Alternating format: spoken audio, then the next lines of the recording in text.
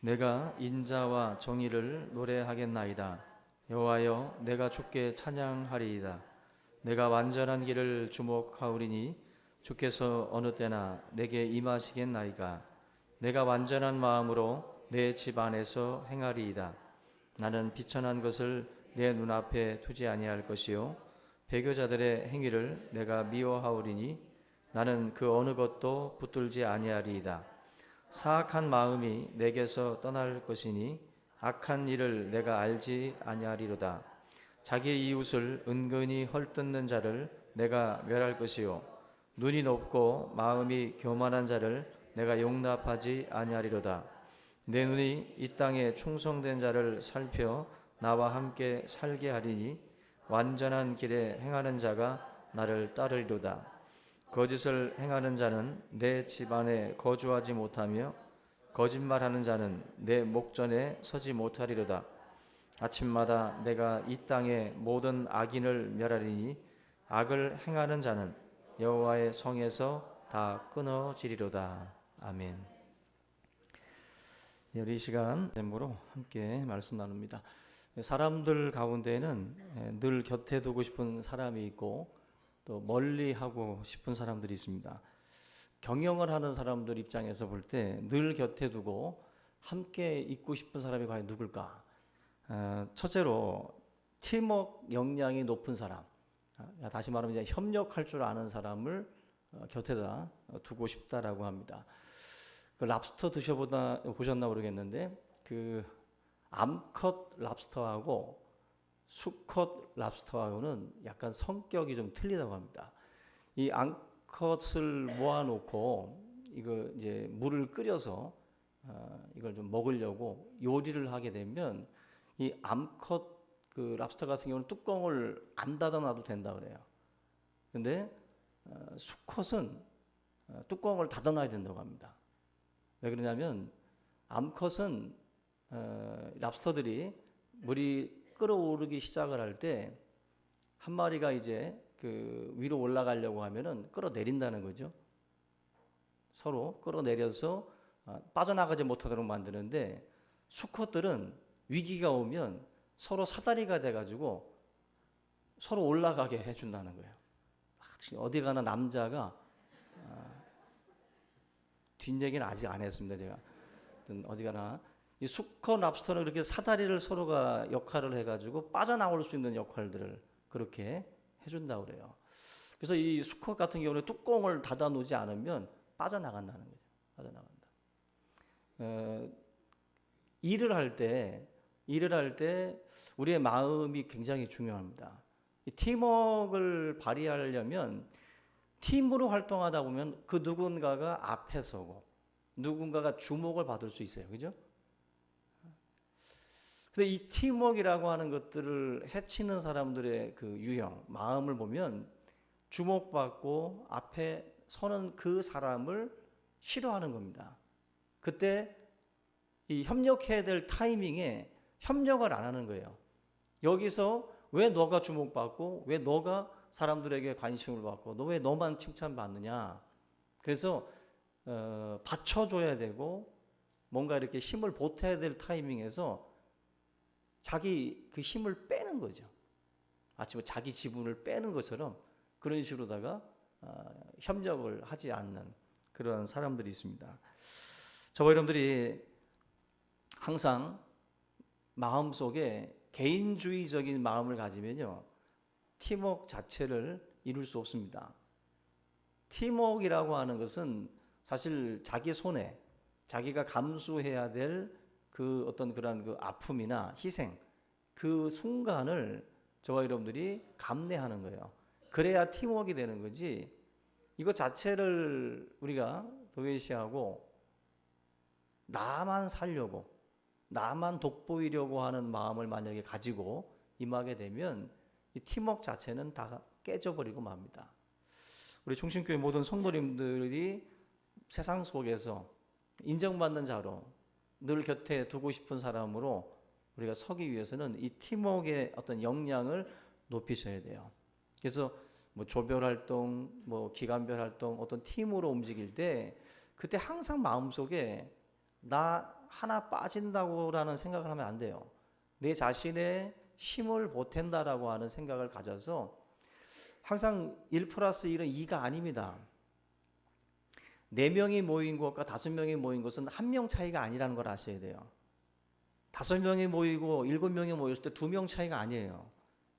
절대로 여러분들이 모임을 이끌어 보신 분들은 알지만 1명, 2명의 차이가 어마어마합니다. 마치 곱하기 2 같아요. 그것 자체를 여러분들이 기억을 하고 항상 이 팀워크 역량 이걸 키우시면 어디 가나 인정받습니다. 어디 가나 늘 곁에 두고 싶은 사람으로 저와 여러분들이 서게 줄로 믿습니다. 두 번째는 열정적인 사람을 늘 곁에 두고 싶어 한다고 그래요. 사람들은 뭔가 이렇게 일을 하다가도 식습니다. 그죠? 아무리 뜨거웠던 블랙커피도 시간이 지나면 식잖아요.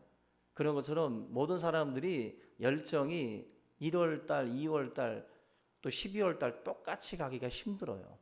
그리고 한 해, 두 해 그 열정이 식을 수 있어요. 그래서 요한계시록에도 첫사랑을 회복하라고 말씀하는 게 우리들의 신앙의 어떤 열정, 사랑, 처음 가졌던 마음가짐 이런 것들이 사실은 식어버립니다.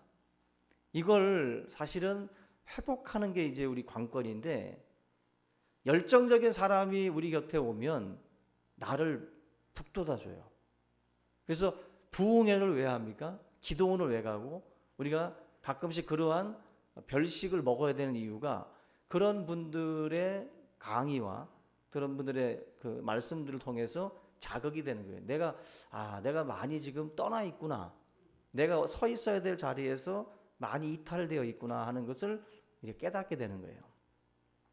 그게 바로 열정적인 사람들이 하는 일들입니다. 오늘 힘들고 포기하고 싶은 순간이 있잖아요.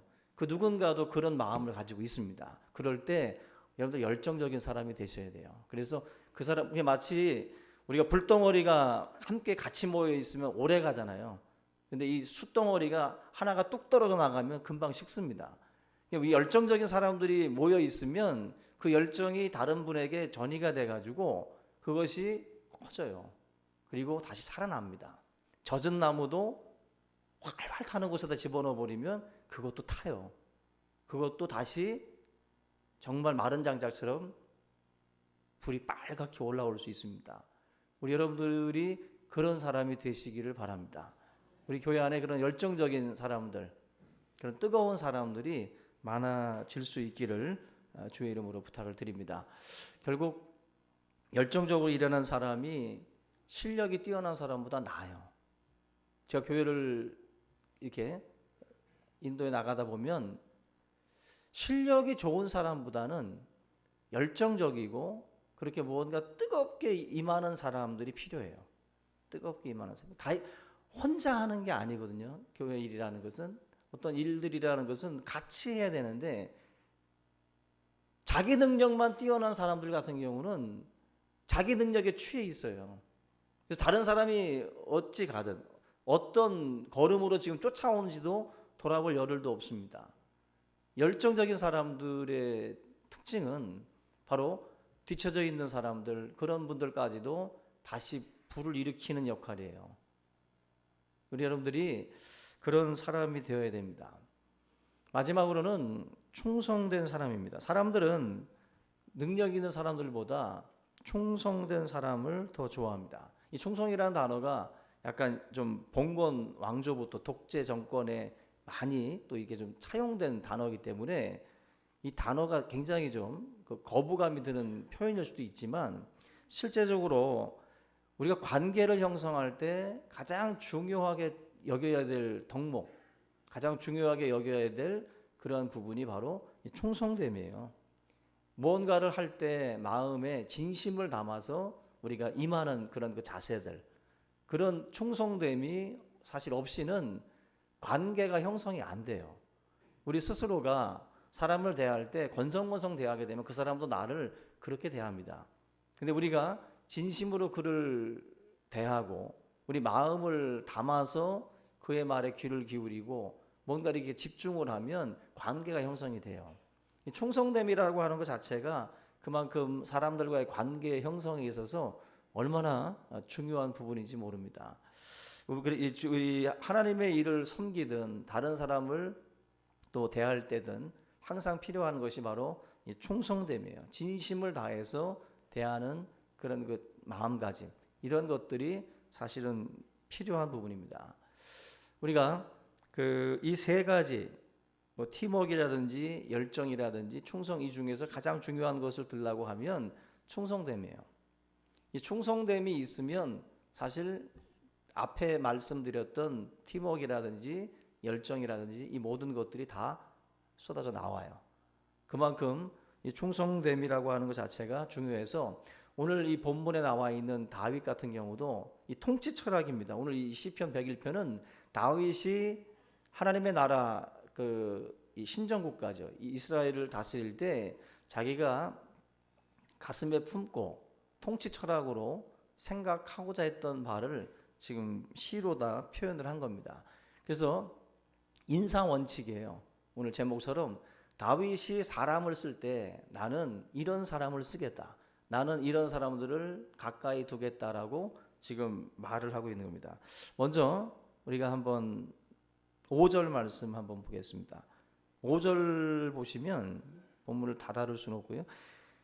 자기의 이웃을 은근히 헐뜯는 자를 내가 멸할 것이요 눈이 높고 마음이 교만한 자를 내가 용납하지 아니하리로다. 내 눈이 이 땅에 충성된 자를 살펴 나와 함께 살게 하리니 완전한 길에 행하는 자가 나를 따르리로다.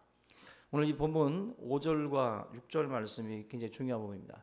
왕의 총애를 얻기 위해서 수많은 사람들이 눈에 띄려고 노력들을 하겠죠. 그 와중에 이용하는 방법 중에 하나가 바로 다른 사람을 헐뜯는 거죠.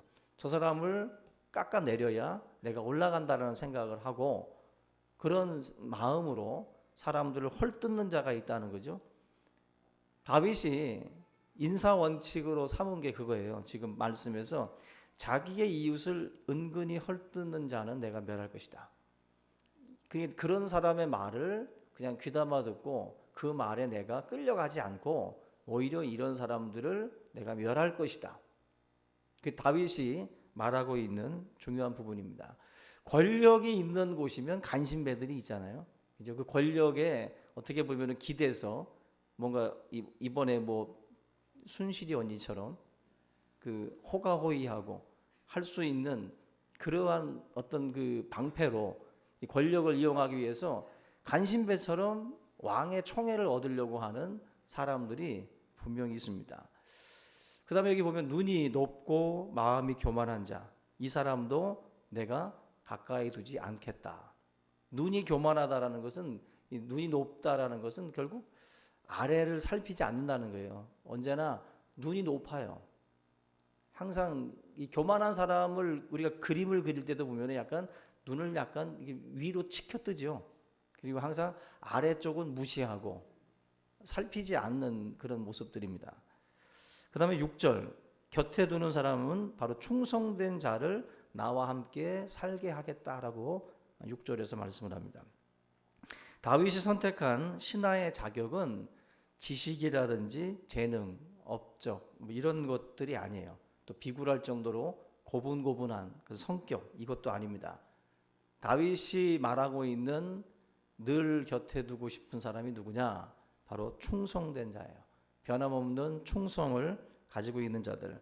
이게 바로 인사 원칙 최우선으로 다윗이 삼고 있습니다. 다윗이 아둘람 굴로 숨어 들어갔을 때 다윗에게 찾아온 사람들이 있습니다. 아둘람 굴로 피신을 했어요. 사울 왕이 다윗을 죽이려고 할 때 자기 몸을 숨긴 곳인데 그 아둘람 굴로 많은 사람들이 찾아왔습니다. 그때 찾아온 그 사람들 구성원을 보면 환난 당한 자, 빚진 자, 마음이 원통한 자, 이런 사람들이 아둘람 굴로 들어왔어요. 어떻게 보면 사울이라는 사람이 실권을 쥐고 있고 가장 강력한 힘을 가지고 있는 사람이고 다윗은 지금 숨어 지내는 사람이에요. 아무 힘이 없어요. 쫓겨다니는 신세입니다. 그런데 그를 찾아왔어요.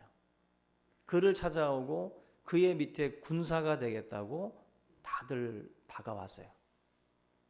그 구성원을 보면 빚진 자요, 마음이 원통한 자요, 이런 어떻게 보면은 인생의 낙오자들인데 이런 사람들이 다윗에게 찾아왔습니다. 바로 이런 사람들을 가지고 다윗이 왕국을 이루어요. 저는 우리가 잘 나갈 때 우리 곁에 있는 사람들은 항상 이야기하듯이 믿을 수가 없는 겁니다.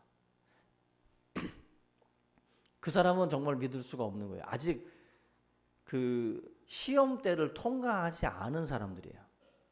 내가 정말 힘들 때, 아둘람 굴에 피신해 있을 때에도 과연 그들이 내 곁에 다가오고 나를 찾아올까? 내가 힘이 있고 정말 권세가 있을 때 나에게 다가오는 그 모든 대상들은 사실 믿을 수 없는 겁니다. 근데 다윗은 자기에게 찾아온 사람들, 자기가 힘들 때, 자기가 쫓길 때 나에게 찾아온 이 사람들을 다윗은 믿었어요. 신뢰했어요. 왜? 이 사람들이 바로 충성된 자라는 거예요. 나를 떠나지 않는 자들, 내 곁에서 나를 지켜주는 자들이라고 다윗이 확신을 한 겁니다. 다윗의 왕국은 그런 점에서 충성된 자들로 구성이 되세요. 충성된 자들로. 그래서 이 사무엘하에도 보시면은 그 다윗의 새 용사에 대한 이야기들이 막 나오죠. 그죠? 그 새 용사들의 이야기 속에서 얼마나 다윗에게 충성들을 했는지를 대변해 주는데, 베들레헴이라고 하는 이 땅을 블레셋에게 뺏긴 적이 있습니다. 근데 다윗이 그 아둘람굴 산성에 머물면서 그냥 입으로 툭 내뱉은 말이에요. 뭐냐면은 누가 나를 위해서 베들레헴 성문 곁에 있는 옆에 있는 운물에 가서 물을 좀 가져올까? 그런 말을 툭 던졌어요. 근데 새 용사가 그 블레셋 진영으로 들어가서 물을 떠다가 물 한 바가지를 가지고 다윗에게 온 거예요. 그때 다윗이 깜짝 놀랍니다.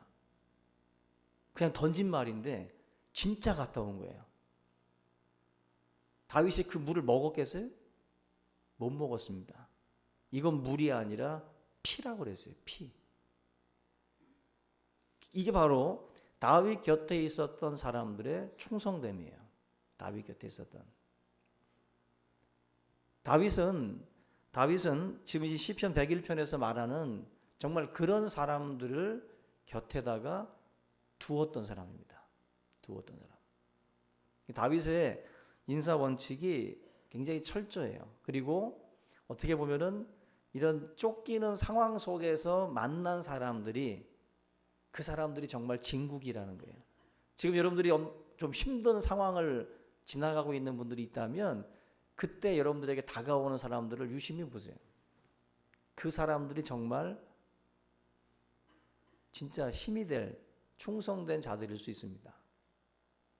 우리 여러분들의 삶에도 이런 충성스러움이 있어야 돼요.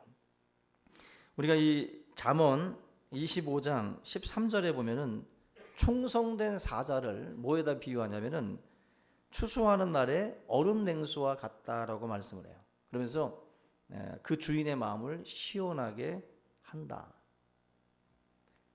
충성된 사자는 얼음 냉수 같다. 주인의 마음을 시원하게 한다. 그래서 이 충성스러운 자들은 결국 이런 역할들을 감당합니다. 추수하는 날은 중동 지역은 한 5월, 6월 정도 되는데 굉장히 무더운 날씨죠. 무더운 날씨에 시원한 냉수 한 사발은 정말 귀한 것 아니겠어요? 근데 우리들의 역할이 그런 역할이 돼야 돼요. 무더운 여름날 시원한 냉수 한 그릇과 같은 역할이 우리에게 필요한 시점이죠. 저와 여러분들이 회사를 다니든 교회 어느 조직 안에 들어가 있든 내 존재가 얼음 냉수 같아야 돼요. 그런 존재가 돼서 정말 서로에게 그 뭔가 마음을 환하게 열어줄 수 있는 그러한 역할을 여러분들이 감당을 하셔야 됩니다. 그게 바로 충성된 사자의 모습이에요. 근데 서신서에 신약 성경 서신서에 넘어가서 보시면 바울이 이런 말을 합니다.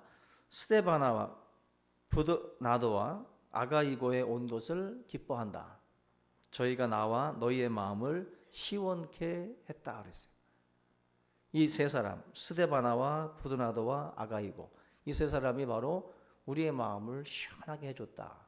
시원하게 한다는 말은 뭐 위로를 주고 또 안식을 주고 생기를 넣어 주었다는 거예요. 근데 잠언에서 말씀하는 것처럼 그런 역할을 이 고린도 교회에 감당을 한 거예요.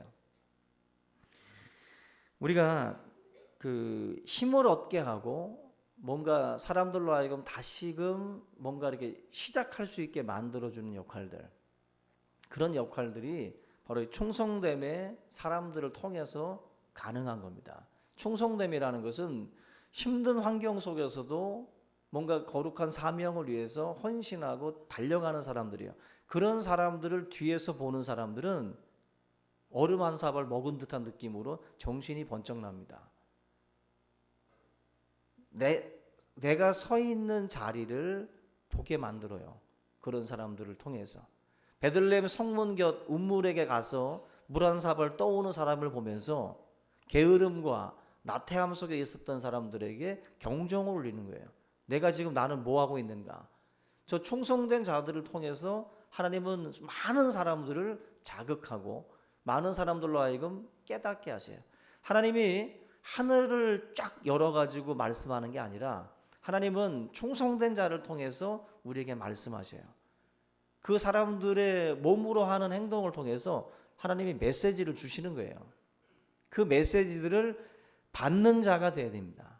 메시지는 11시 예배에만 나가는 게 아니라 충성된 자들의 삶을 보면서 하나님의 메시지가 나에게 울려져요. 그 메시지들을 저와 여러분들이 받아야 됩니다. 받아야 돼요. 결국 우리가 살면서 보면 사람은요, 열받게 하는 사람이 있고 열을 식혀주는 사람이 있어요. 여러분들은 어떤 사람입니까? 열 받게 하는 사람입니까? 열을 식혀주는 사람입니까? 우리가 기왕이면 열 식혀주는 자가 되야겠죠. 그죠? 과부하가 올린 차량에다가, 그죠? 시원한 물로다가 식혀주듯이 뭔가 우리의 삶에 그런 역할들을 해야 되는데 누군가를 만나면 답답해지는 사람이 있어요. 그리고 또 온전한 정신을 왔다가 열받게 만드는 사람도 있고, 그죠? 교회도 지금 여러분들 정말 기분 좋게 왔는데 열받게 한 사람 있죠. 문 열고 들어왔는데 그런 역할들을 마치 사명처럼 임명장 받고 그렇게 활동하는 사람들이 있어요. 오늘 저와 여러분들이 이 거룩한 주일에 서로에게 시원한 냉수가 되시길 바랍니다.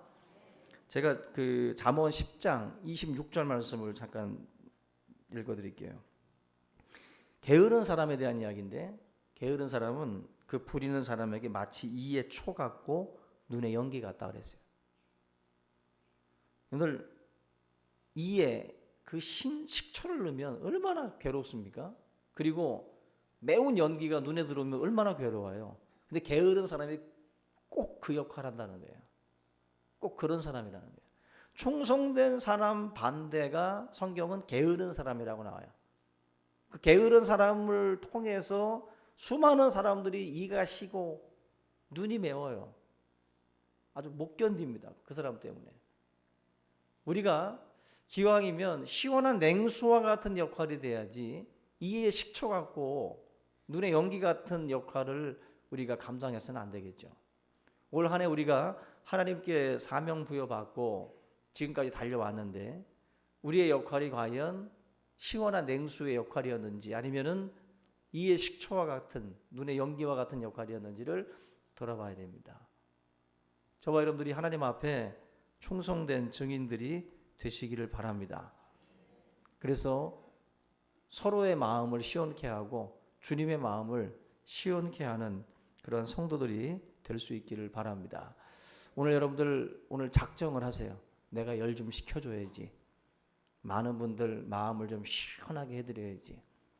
그런 마음가짐을 가지고 임하는 것과 그냥 아무 생각 없이 주일날 그냥 교회 안에 있는 것과는 다른 거예요.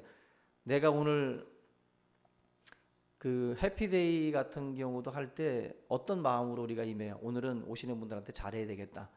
안 짓던 미소도 좀 짓고 좀 서빙도 좀 하고 오늘은 좀 마음을 좀 먹고 좀 들어가잖아요. 기본적으로 마음을 가지고 들어가는 것과 전혀 없이 들어가는 것은 틀려요. 이를 악물고 맞는 매와 그냥 넋을 잃고 있다가 맞는 매는 틀린 겁니다. 마음가짐이 굉장히 중요해요. 여러분들이 정말 주님의 마음을 시원하게 해드리고 성도들의 마음을 시원하게 해드리는 하루가 되자 그 마음 작정하시기를 주님의 이름으로 축원합니다. 그 함경도 어촌에 그 한 소년이 살고 있었는데요. 부자였어요. 할아버지가 운영하던 고깃배가 40여 척이 되는데 그 40여 척의 고깃배가 하루는 한 척도 돌아오지 못했어요.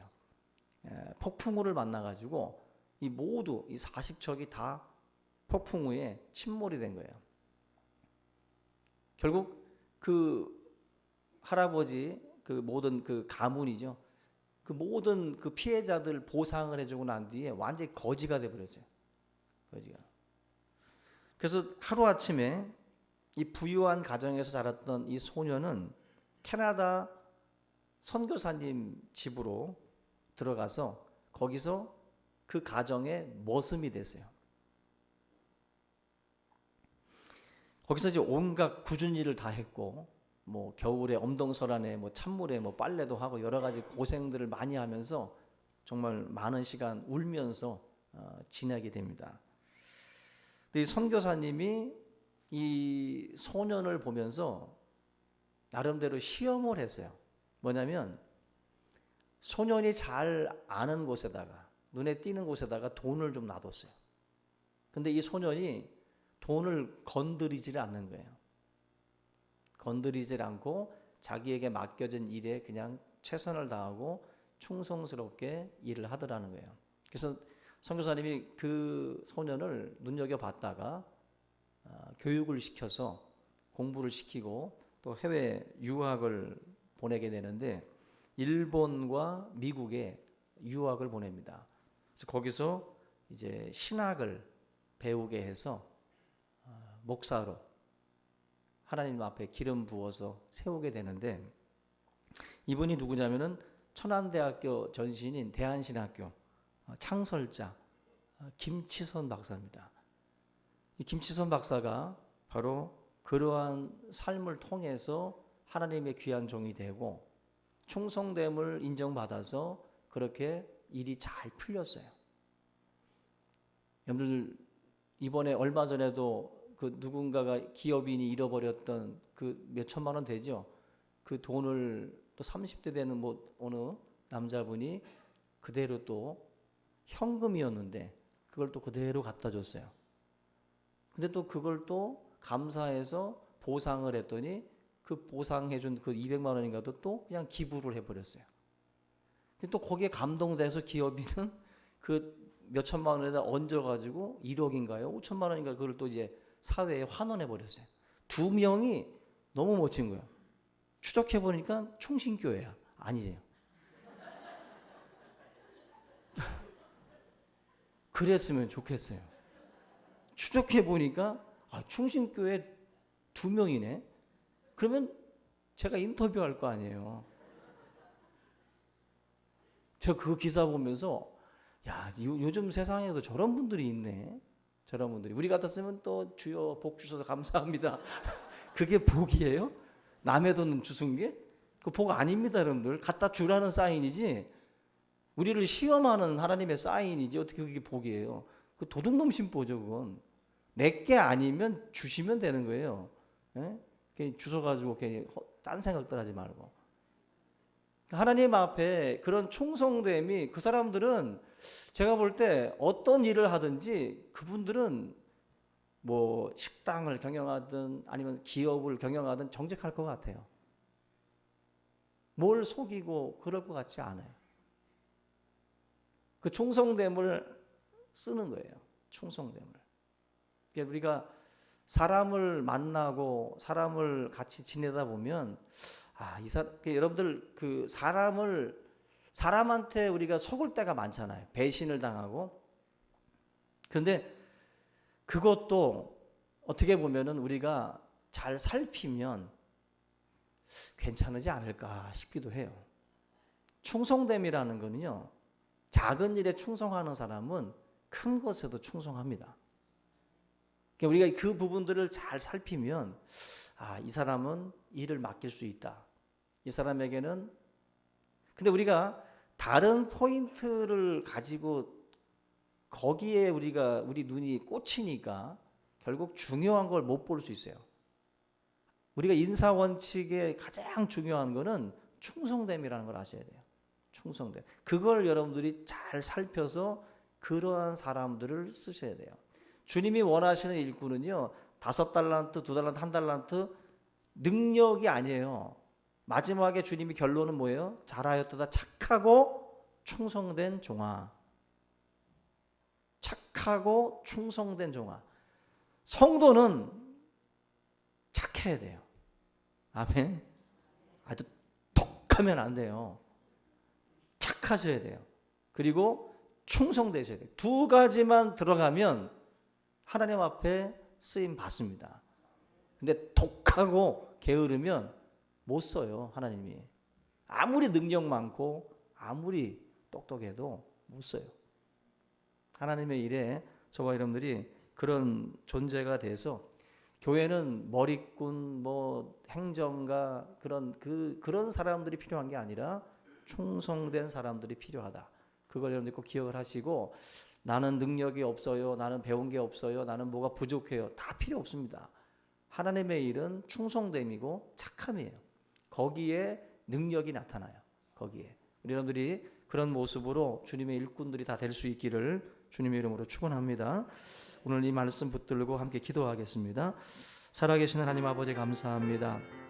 우리의 삶에 참으로 하나님 사람을 또한 우리가 바라볼 때에도 우리에게 주어진 사명들, 우리에게 주어진 또 고난들, 이 모든 역할들을 우리가 잘 살펴서 참으로 하나님께서 또 귀중하게 여기시는 부분들을 우리가 잘 살필 수 있게 하시고 착하고 충성된 종이 되기를 원합니다.